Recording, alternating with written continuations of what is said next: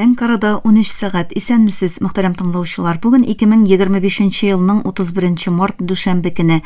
Сез турыдан-туры эфирда Төркия Авасы радиосының татар телендәге тапшыруларын тыңлыйсыз. Безнең программа 16 метрлык кыска дулкынның 17615 кГц яшьлегеннән 42 дәрәҗә көнчыгыш юнәлешендәге Түрксат 3А һәм Түрксат 4А иярченнәре белән 3 тапкыр www.trtdinne.com интернет адресы аша һәм кесә телефоннарының TRT Dinle тыңла кушымтасыннан Вот Is радио каналыннан тапшырыла. Тапшыруларыбызның кабатлавын Казан вакыты белән сәгать кичке 8 яртыда интернет һәм иярчен аша Вот Вес радио каналыннан тыңлый аласыз. Тапшыруыбызның бүгенге чыгарылышында соңгы хәбәрләрдән соң 1000 еллыкның беренче чиреге программасы белән Төрки дөньяның йолдызлары язмасын тәкъдим итәрбез.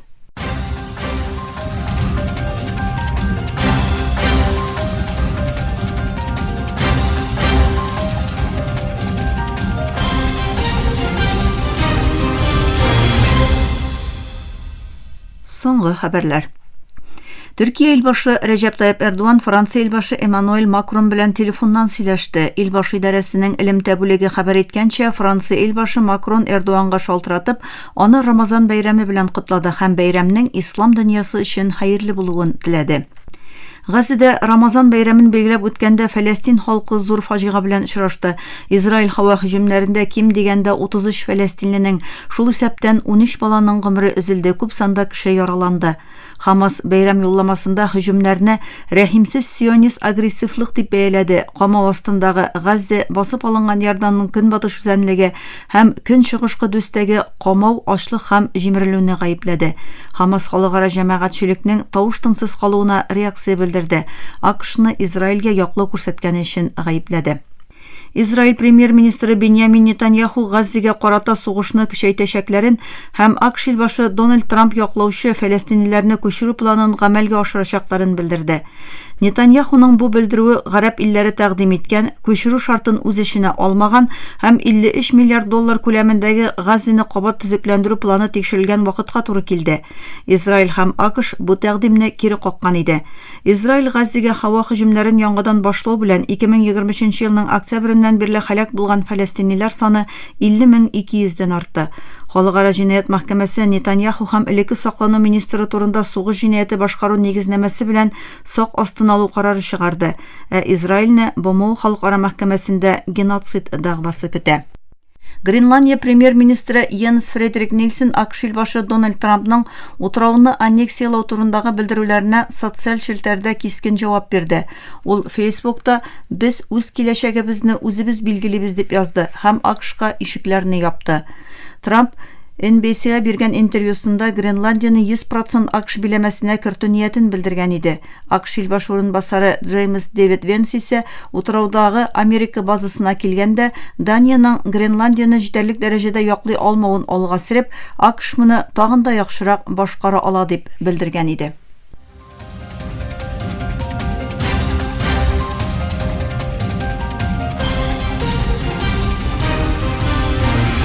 Төркия авазы дулкыннарында соңгы хәбәрләр тыңлыйсыз.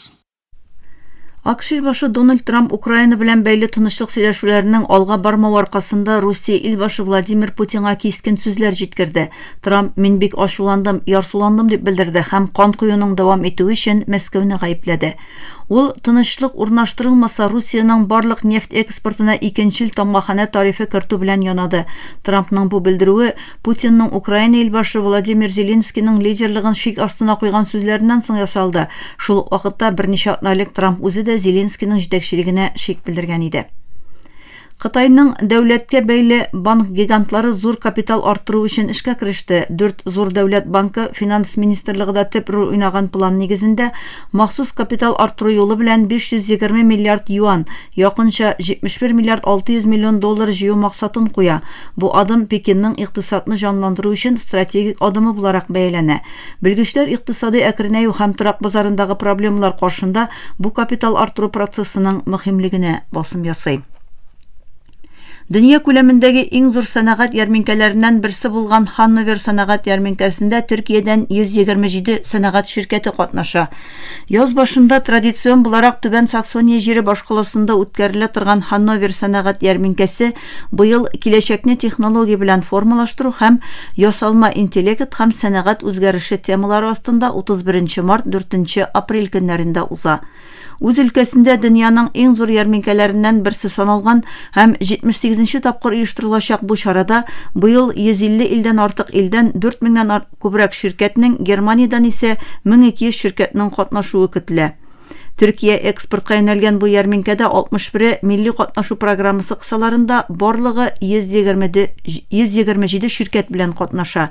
Төрек сәнәгатьчеләре Төркиянең иң мөһим базарларыннан берсе булган Германия һәм башка илләрдән килгән кунакларга яңа продуктларын һәм инновацияларын тәкъдим итә. Төркиянең Адана шәһәрендә быел дөнья балалары темасы астында 4-10 апрель көннәрендә үткәреләчәк халыкара Әфлисун чәчәге карнавалында 1,5 миллион кеше катнашыр дип көтелә. Карнавал кысаларында күп санда мәдәният, сәнгать һәм спорт чаралары үткәреләчәк. Мәдәният һәм туризм министрлыгы тарафыннан Төркия мәдәният юлы фестивале кысасына кертелгән карнавал апрельдә Аданада шигары белән быел 13-нче тапкыр үткәрелә. 10 көн дәвамында мәдәният, сәнгать һәм спорт чаралары тәкъдим ителәчәк. Бу чараларда АКШ, Япония, Латвия, Венгрия, Русия һәм Украинадан килгән төркемнәрнең чыгышлары да булачак. Карнавал кысаларында үткәреләчәк концертларда җырчылар да чыгыш ясаячак. Мөхтәрәм тыңлаучылар, сез Төркия авазы дулкыннарында соңгы хәбәрләр белән таныштыгыз.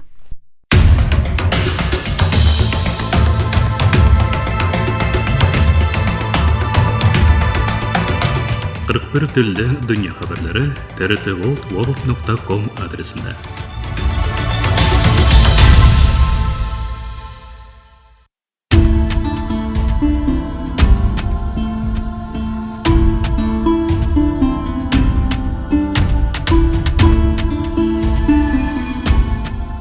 Мен еллыкның беренче ширеге.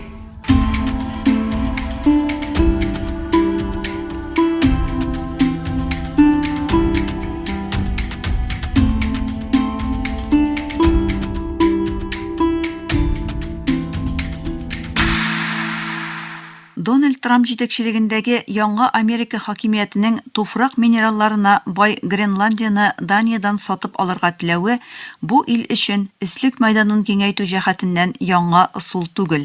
Якынча 250 еллык бәйсез дәүләт тарихына ия булган Америка Кушма Штатлары вакытлар узу белән, сугышлар белән бер рәттән сатып алу ысулы белән дә үз җирләрен бүгенге хәленә җиткерде. АКШның бәйсезлек алган вакыттагы җирләре Атлантик океан яр буенда, хәзерге өслек мәйданының бик кечкенә өлешен тәшкил итә иде. Кыйтканың көнбатышы һәм көньягындагы 2 миллион квадрат километрдан зуррак җирләр исә Франция һәм Мексиканыкы иде. Америка җитәкчелеге бәйсезлек алып бары тик 27 ел узгач, 1803 елда Наполеон Бонапарт җитәкчелегендәге Франциядән Төньяк Америка кыйткасындагы җирләрен 15 миллион долларга сатып алды. Сатып алынган мәйдан хәзерге вакытта Америка Кушма Штатларының 15 штатын тәшкил итә.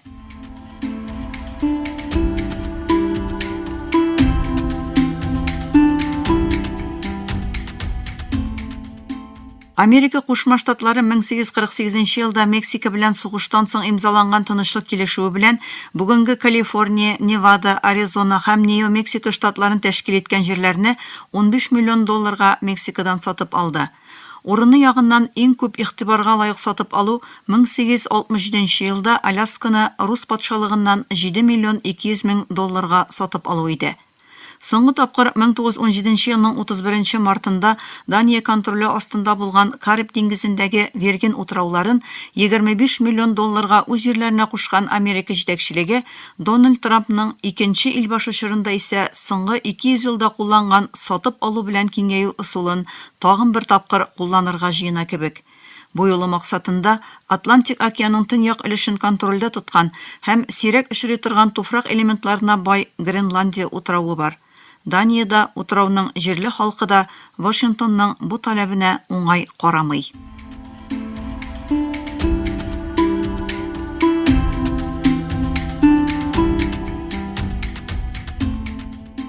Иранда шах режимы җимерелгәннән соң Франциядә сөргендә булган Аятулла Хомейни үз иленә кайтты.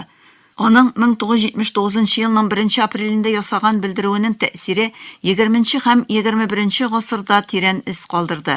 Хомейни хакимияткә килгәч, бергә инкыйлаб башкарган либераль, сулчы һәм җумһуриятчы төркемнәр белән бергә кыска вакыт эшләгәннән соң 1 апрельдә Иран хәзер ислам җумһурияте булды дип игълан итте. Бу белдерү белән илнең башка төркемнәренең кеше хукуклары һәм ирекләренә нигезләнгән демократик, заманча һәм либераль җумһурият максаты да юкка чыгарылды.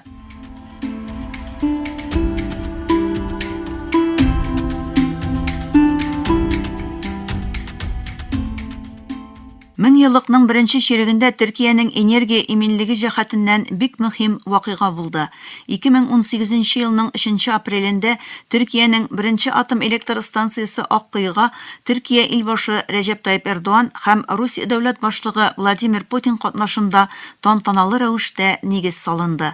25 миллиард долларга төшәчәк атом электр станциясының 4 реакторының 2025 елдан башлап 2028 ел азагына кадәр тулысынча эшли башлавы һәм Төркиянең электр ихтыяҗының 10% канәгатьләндерүе максат итеп куела.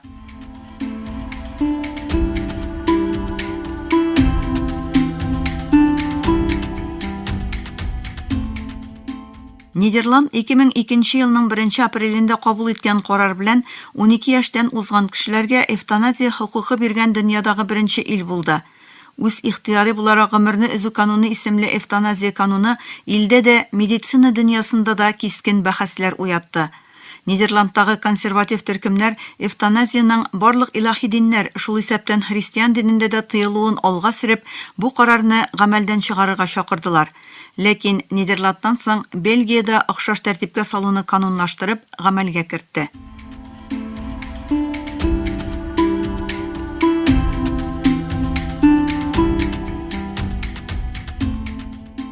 Төрек поп музыкасының танылган композиторы, җырлар авторы һәм җырчы Каяхан 2015 елның 3 апрелендә 66 яшендә Истанбулда вафат булды. Төрек эстрадасының иң танылган шәхесләреннән берсе булган Нилүфәргә биргән җырлары белән танылган Каяханның Төннәр, Кара көннәр һәм Кар бөртекләре исемле әсәрләре классиклар арасында үз урынын алды.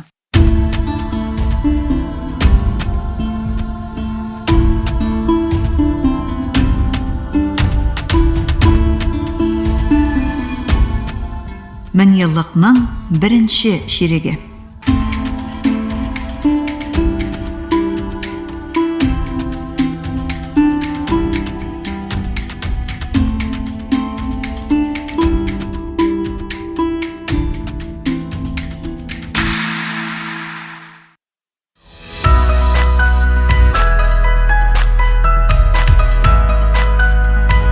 TRT Türkiye Ovazı dünyanın her kuşmağında tәүлек буе сездин белән.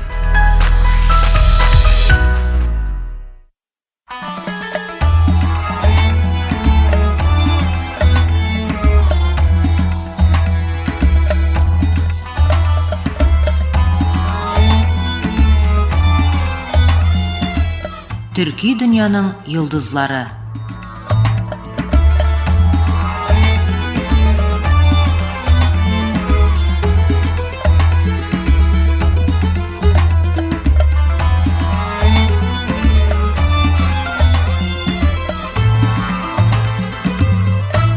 Төрки дөньяның йолдызлары тапшыру тизмәбезнең яңа бүлемендә Хаҗи Бәйрәм Әнкараның рухи архитектор язмасын тәкъдим итәбез. Аны халыкара мөнәсәбәтләр белгече Җәмил Дугаш Ипәк әзерләде. Хаҗи Бәйрәм Вәли төрки суфичылыкта иң әһәмиятле шәхесләрдән берсе. Ул 1350 еллар тирәсендә Әнкараның Солфасал авылында төркмән гаиләсендә дөньяга килә. Яшь чагында мәдрәсәдә укый һәм ислам фәннәрен тирәнтен өйрәнә. Мөгаллим вазифасын башкарып карый, тик рухи сусавы аны Кайсеридәге Сомонҗы баба янына китерә. Аның җитәкчелегендә суфичылык юлына кергән Хаҗи Бәйрәм соңыннан остазының рөхсәтен алып Әнкарага кире кайта һәм үз дәргахын төзи. Тиз арада зур шәкерт төркемен җыйган әлеге шәхес Бәйрәмия мәктәбенә нигез салучы буларак төрки дөньяда тирән эзләр калдыра. Хаҗи Бәйрәм Вәли үзе яшәгән чорда төрекчелеккә һәм төрек теленә әһәмият бирү белән игътибарны җәлеп итә. Ул вакытта ислам дөньясында гыйлем һәм әдәбият теле буларак гарәпчә һәм фарсыча кулланыла. Остаз төрки телгә өстенлек бирә һәм әңгәмәләр белән илаһиләрне халык аңлый торган гади төрек телендә башкара. Бары тик сөйләгәндә генә түгел, язма әсәрләрдә төрки теленең куллануына этәргеч бирә. Ясәви традициясе стилендә төрекчә шигырьләр һәм дини әсәрләр яза.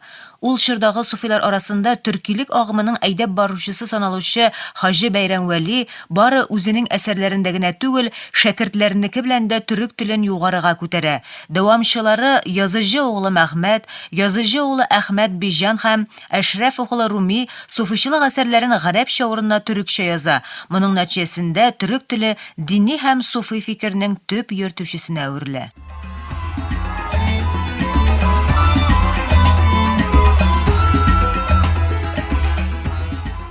Хаҗи Бәйрәм Вәлинең төркилеккә биргән әһәмияте тел белән генә шикләнми, социаль тормыш тәртибендә дә күренә. Ул шәкертләрен тир түгеп эшләп яшәргә, җиргә бәйләнергә һәм авыл хуҗалыгын өйрәнергә этәрә. Әнкарадагы дәргахында һәр шәкертенә һөнәргә, басу кырларга яисә авыл хуҗалыгы белеменә ия булырга киңәш бирә. Шулай итеп аларны җитештерүче кешеләргә әверелдерә.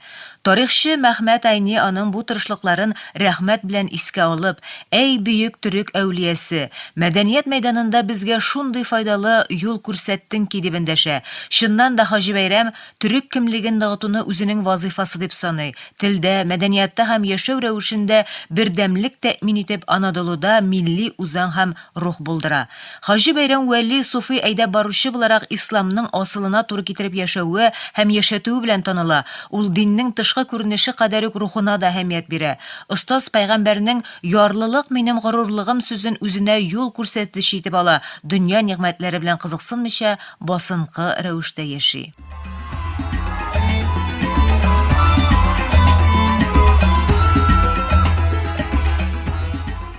Хаҗи Бәйрәм Вәли Анадолуда ислам диненең төрек җәмәгатьчелеге тарафыннан үзләштерелүенә зур өлеш кертә. Моның берничә үлчәме бар. Беренчесе тел һәм әдәбият юлы белән кертелгән өлеш.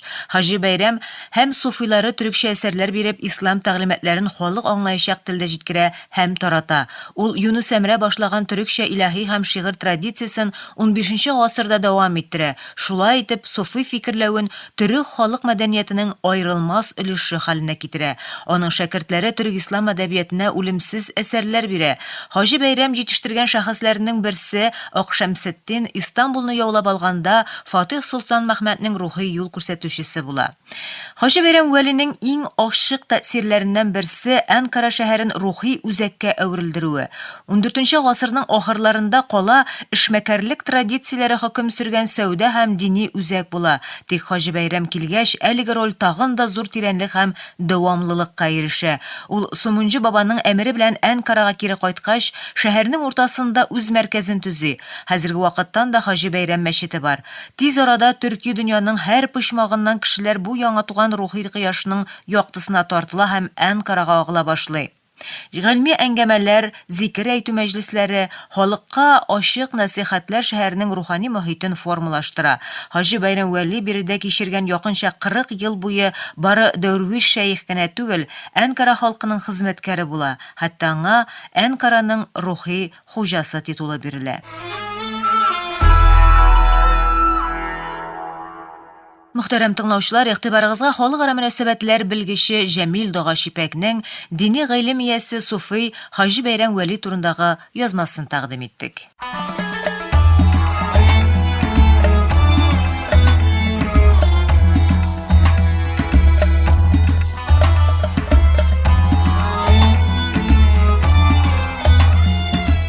Төрки дөньяның йолдызлары.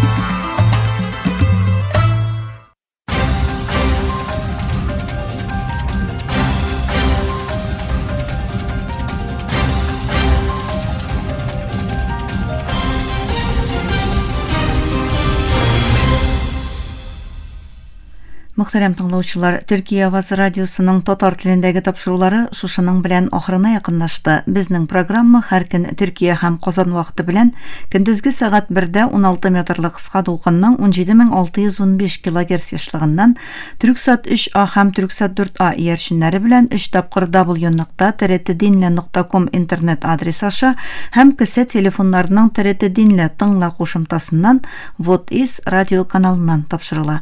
Әлегә без сезнең белән саубуллашабыз, эфирда киләсе очрашуга кадәр.